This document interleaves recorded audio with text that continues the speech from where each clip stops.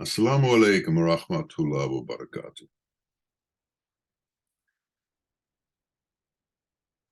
There were once a group of people who lived on an island, and the island was ruled by a dictator.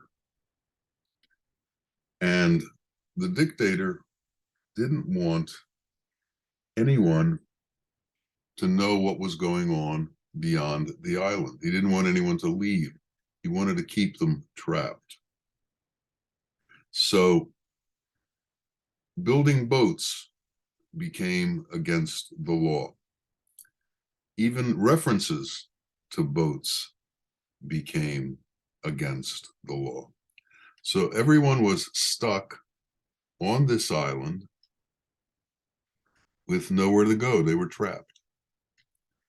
But there were rumors that there were people, wise men, who could teach a way to escape from the island. But you had to be very fortunate to find one of them. And not everybody could find one. But then if you found one, you had to listen intently to what it was that they explained to you. And you had to do what they said. And if you didn't do what they said, you wouldn't be able to escape. So it came back from one of the people who found one of these men as to what happened. And he told a story that he found this wise man, and this man explained to him there's something called swimming. And if you learn how to swim, you can escape from the island because the next body of land is not very far. And the man said, well, I asked him, can I take my furniture with me? And he explained, you can't take your furniture and swim at the same time. And then he said, well, can I take a food supply with me? And he said, well, you can't take a food supply with you and swim at the same time. And I kept asking him about all these different things that I'd be able to take with me. And he kept telling me as to each one that I couldn't take it with me. So I left. And the truth is, this was the plight of most people who came to the wise man who knew how to swim and could give them instructions on how to escape from the island. They weren't willing to give up what it was that was necessary in order to be able to swim. So they all remained stuck on the island. To enter into the open space, to enter into that area that is beyond being trapped, to enter into the area where you are no longer in control, where you are no longer controlled by your surroundings, where you are no longer under the influence of all of the crazy people that surround you. You have to learn how to escape. And you have to understand your relationship with God, the nature of that relationship, and how that relationship works. And if you can't do that, if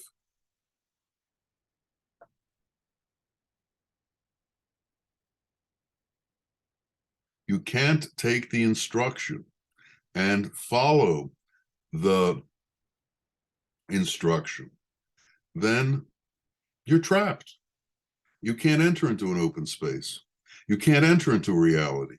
You can't enter into that space that is beyond what you know, mainly because you refuse to do what's necessary in order to get there. Allah is beyond our imagination. And he is also closer to us than we can imagine. And because of his nature and because of who he is capable of being close to every single one of us simultaneously. He doesn't just pick some people to be close to. He's close to everybody. And he tries to bring clarity to everybody. He tries to teach everybody about their life, what they need to accomplish in their life, and the lessons they need to learn in order to take steps to go higher. And he teaches people in different ways. Some people he teaches through their children. Some people he teaches through their spouses, through their husband or wife. Some people he teaches through their job. Some people he teaches through school. He brings lessons to everyone. And sometimes these lessons involve difficulties. They might even bring us some kind of pain or some kind of difficulty. Now, these lessons are not to test us. Allah is not interested in testing us.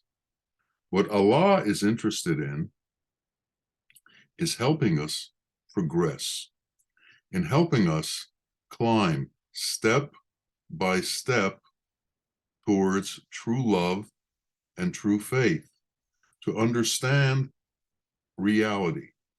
And there are 99 steps that we need to take.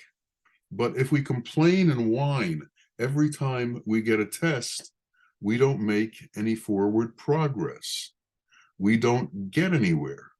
So what we have to do is whatever difficulties we face, whatever challenges we face, whatever obstacles are placed in front of us, we have to conquer them. And we have to have the faith and the certitude and the determination to conquer them. Because we have to understand that these things are put in our way, not as tests, but as ways to learn more about reality, about our relationship with God, about how we can overcome obstacles, and how we can come to the truth. If we complain, we're not going to get anywhere. If we are overwhelmed by what's put in front of us, we're not going to get anywhere. If we whine and moan and say we can't do this, we can't do that, then what happens is we lose touch with the glory of the effulgence of the grace that is God. But if we take on the challenge, then we see that glory and that grace and that effulgence work through us as God places it in us as we overcome the obstacle, as we move beyond that. And then as we do that more and more often, as we face obstacles and put them behind us, we begin to understand more and more that everything is possible through our faith, that everything is possible through our belief in our Creator. And we go on one step at a time, and we go on to the next situation and the next situation. We don't linger. We are constantly moving on. The bee is a very good example of not lingering. When a bee goes out to get pollen and to get what it needs in order to make honey, it doesn't hang out. It does what it needs to do, and then he moves on. He moves on to the next thing. He moves on and continues to do what he was created for, what his job is. Now, Allah has created everything that we see.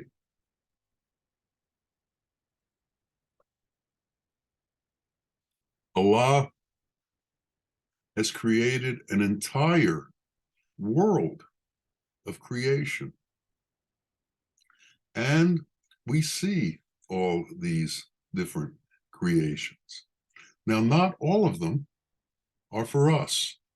We have to figure out what's for us and what it is we should leave behind. And we need to take what's for us and move on. God created good and evil. We have to see the good within things. We have to find the good within things. And we have to take the good within things. And then we have to move on. And there's a balance to all of this. There's a balance to our existence in the world.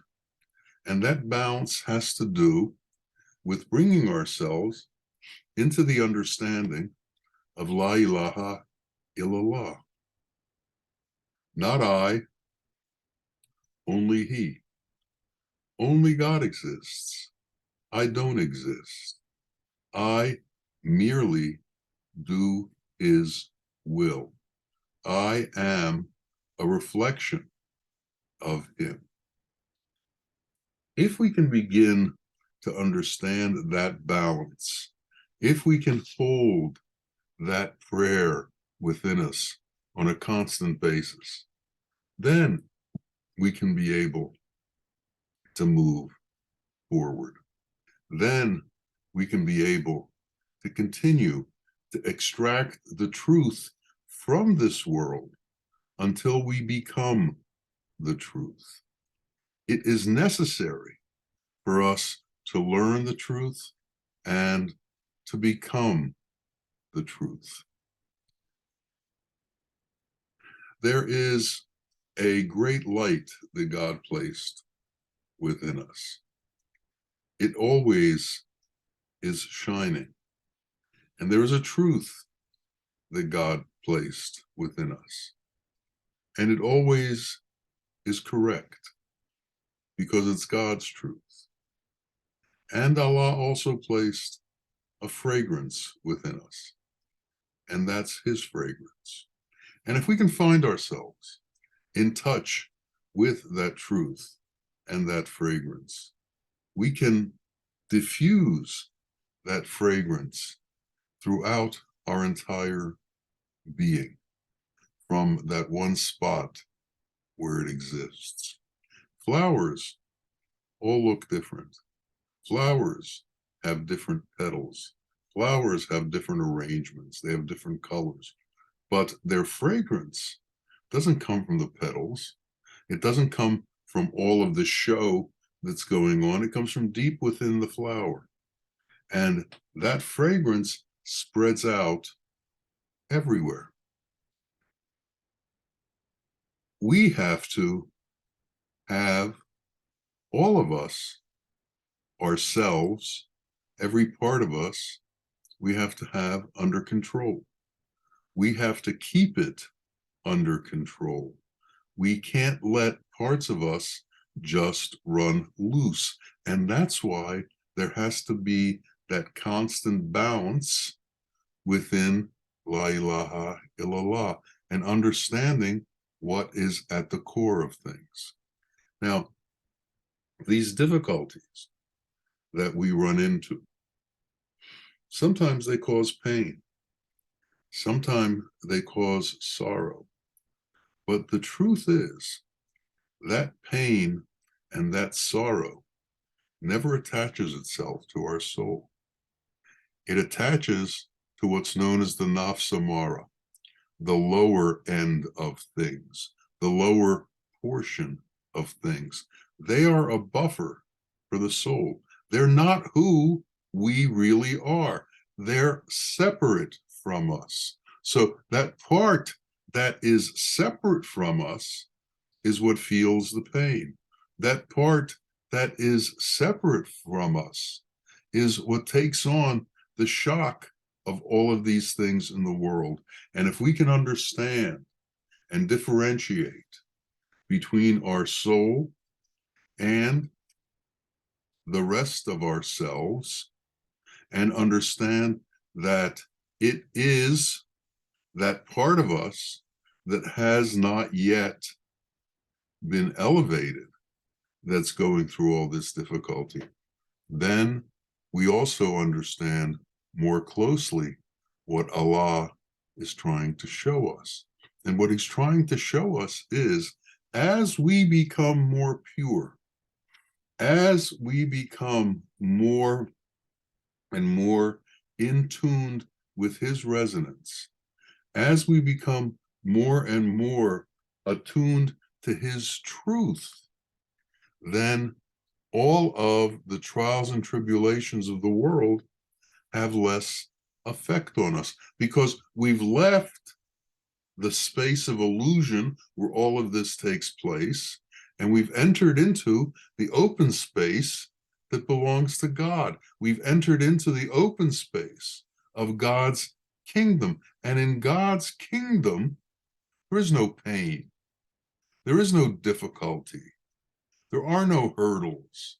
There is just truth, and there is justice.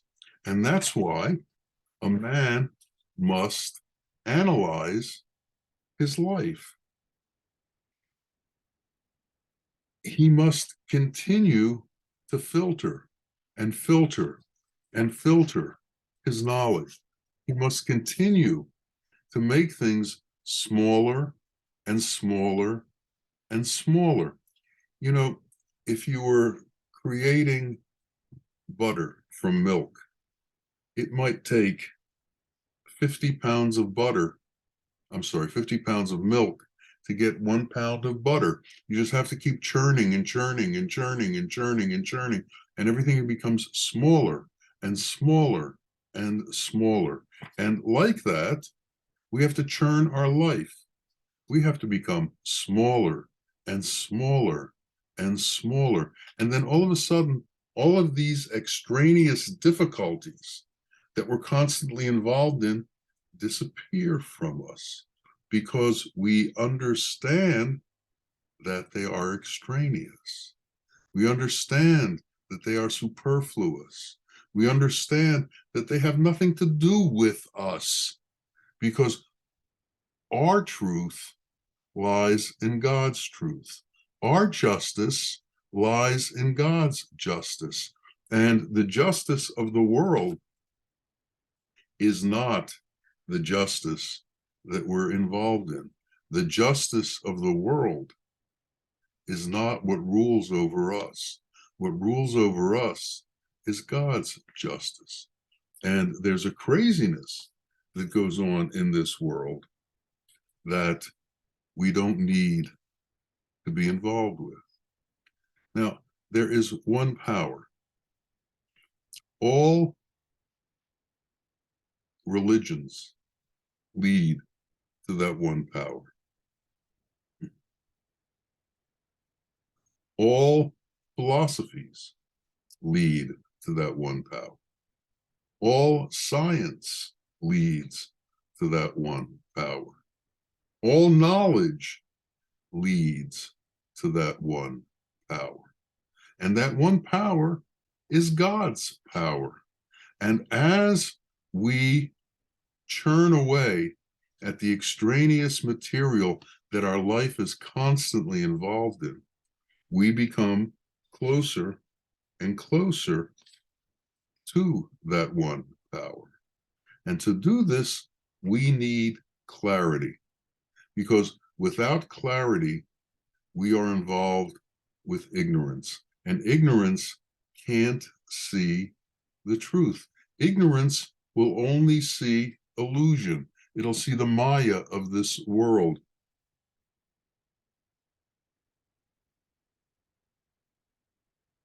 And it'll react to the Maya of this world. And it'll wrestle with the Maya of this world. And it'll be consumed by the illusion of this world. It won't let go of the illusion. It will try and rectify illusion. It will try to make illusion fit our idea of what's right and wrong. And we cannot manipulate illusion. Illusion manipulates us. And the more we try to wrestle with illusion, the more illusion is going to cause us difficulty, is going to cause us confusion, and is going to cause us to be bewildered and to be lost. So to get out of this sense of loss, to get out of this sense of difficulty, we have to look at truth and analyze who we really are. So we have to come to know what parts of us are us and what parts of us are not us. We have to understand that God is justice. And we have to understand that we have to be not afraid of God, but afraid of violating justice, afraid of violating truth. So if we've committed transgressions, if we've done wrong things in our lives, we have to ask for forgiveness. And we have to ask God for forgiveness. And if we truly have faith, certitude, and determination, if we truly intend God's reality, if we truly love God, then forgiveness is there. We only have one obligation in this process, and that is whatever it is that we're asking forgiveness for, we can't repeat that same transgression. We can't do that again. Once we realize the fault, once we realize the difficulty within ourselves, once we see it, we have to correct it, we have to purify it, and we have to be committed to not doing it again, which means that we have to watch ourselves. We have to watch what we do. We have to be careful about our actions. We have to be careful about the words that come out of our mouths. And we have to understand that each of us has to be on good terms with our Father. And that means internally, we must be at peace with him. Internally, we must be content with him. So we have to come to a place where we are content with our Lord, which means that we are comfortable with him, that we no longer have anything to hide from him, so that we no longer have to hide from him. When the Sheikh was in our presence, there were people who were afraid to come within the purview of the Sheikh.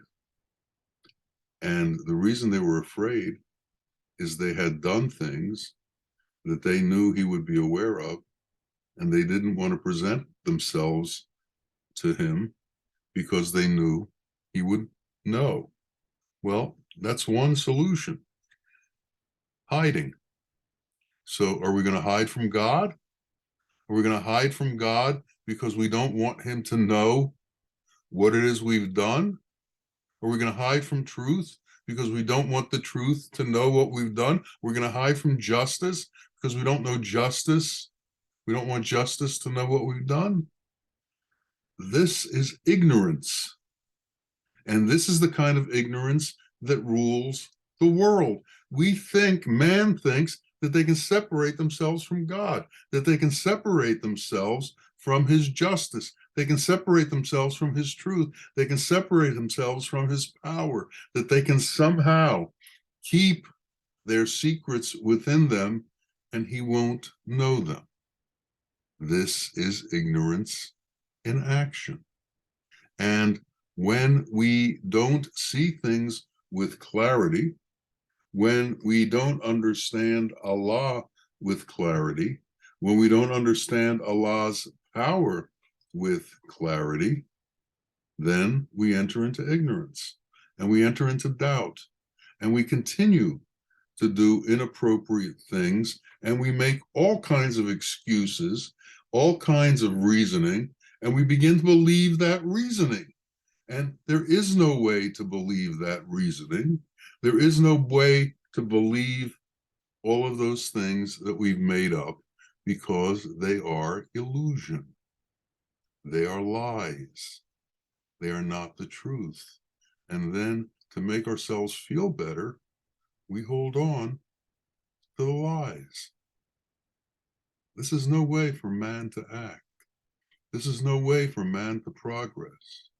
If man is to move forward and to take all the steps that are necessary to come to know his Lord, he must face his difficulties.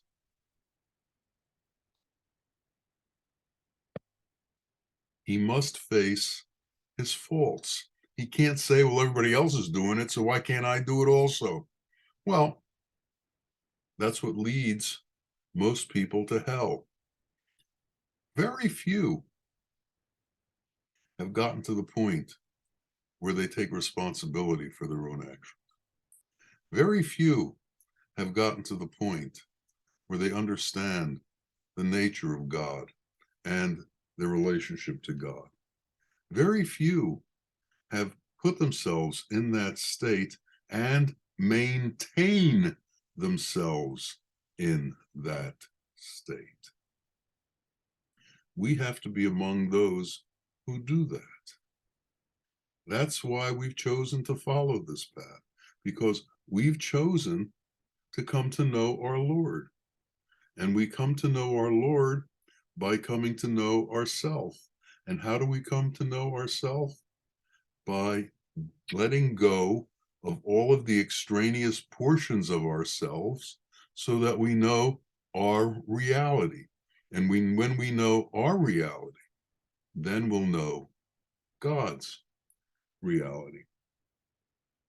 There's a story about a hunter and a bird. And the hunter caught this bird and he put it in a cage. It was a tiny little bird. And he thought he would fatten it up. And he kept feeding the bird, and the bird didn't grow much. And then one day, the bird began to talk to him. And it caught the hunter off guard, the fact that the bird could actually talk to him. And the bird said to him, I have 3 pieces of advice that I can give you. And if you follow my instructions and do everything that I say to you, I will give you this advice, and it will be of monumental importance to your life. And the hunter thought, this is a very interesting bird to be able to talk and to be able to give me advice. So he said to the bird, okay, I'll do what you say and I'll listen. So the first thing the bird tells him while he's in the cage is, whatever has happened in the past, you have to let go. You can't hold on to it. It's gone. Don't worry about it. Forget about it. It's over. And the hunter thought about it and he said, that makes sense. And he said to the bird, okay, what's the next thing you want to tell me? And he said, well, to tell you the next thing, you have to let me out of the cage and you have to hold me in your hand. So he let the bird out of the cage and the bird sat in his hand. And the hunter said to him, well, what's the next piece of advice?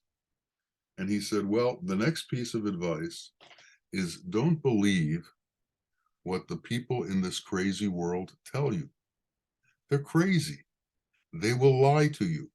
They will tell you things to confuse you. So don't listen to anybody. Don't listen to what they have to tell you. Don't take it to heart. Don't worry about it, and don't follow it. And he then thought, and he concluded, it's true. I've met so many people that I've listened to, and they've all led me astray. This bird makes more sense than most men that I've met. So he said to the bird, okay, what's the third thing you're going to tell me? And the bird said, well, for the third thing, I have to fly into the tree that's right next to us here. And the bird left his hand and flew into the tree. And he said, before I tell you the next thing, there's something I want to tell you about you and me. You could have, when I was in the cage, cut me open and made a meal out of me. But you didn't do that. And because you didn't do that, you didn't find the 10-pound gem that's hidden inside of me.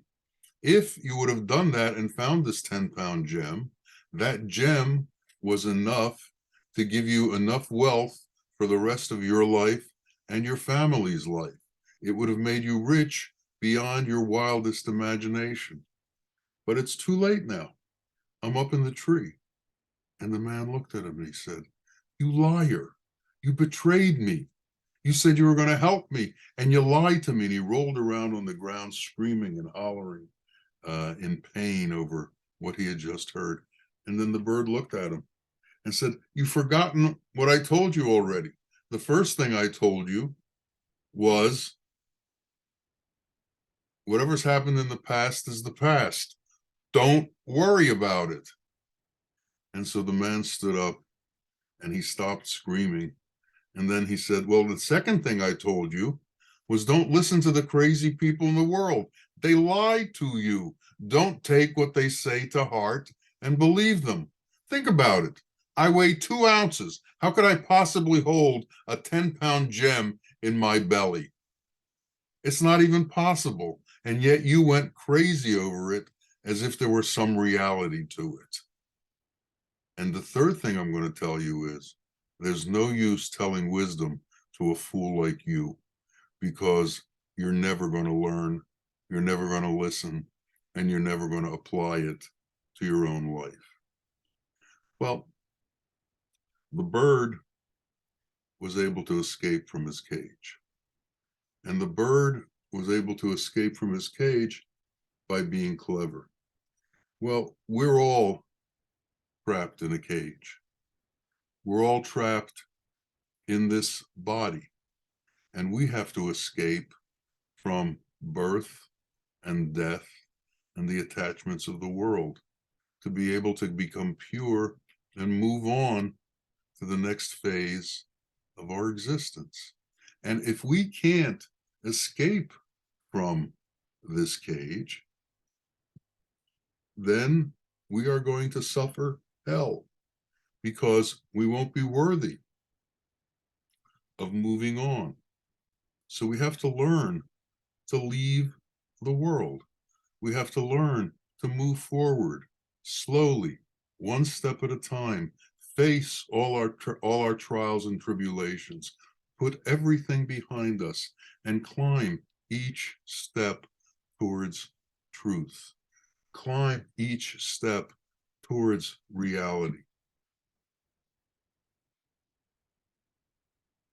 Continue to move towards purification and towards our Lord. And this becomes our work. This is our work, to enter into that open space where Allah lives, where illusion doesn't exist, where we are no longer subject to all of the lies and deceit of the world. This is the work that we were given. We basically only have to do that one thing. We need to give up all of our attachments to this worldly existence. God has to create, sustain, and nourish. He has lots more work than we do. We just have to relieve ourselves of the burdens of this world. And as we let go of them, we can become clear, we can become pure, and we can become closer to our Lord and enter into truth. This is the work of man. But man, in his ignorance and because of his lack of clarity, has created so many different jobs for himself, so many different things to do in the world. And none of the things in the world that we are chasing after have any wealth, have any truth to them. They aren't riches. The only riches that exist in creation are Allah's qualities. Now, our eyes see the world, but our eyes cannot see Allah, and our eyes cannot see the qualities of Allah. So the things that the eyes can see are the material things, and they are not what we need. What we need is what the eyes cannot see. What we need is love. What we need is kindness. What we need is compassion. What we need is mercy. What we need is justice. What we need are the qualities of Allah, and we need to incorporate those into our being so that we can become them. Only Allah can know Allah, and the way we can become like unto Allah is to accept his qualities and make them part of us. This is the work we have to do. May it become easy for us to do this work. May it become our natural way to do this work. And may all of illusion no longer tempt us, no longer confuse us, no longer take us astray. May we understand what it means to be on the straight path. May we understand what it is to be on the straight path. And may the straight path be our path. And may Allah keep us on that path and show us his clarity. Ameen. Ameen. Ya Rabbil Alameen. Assalamu alaikum wa rahmatullah wa barakatuh.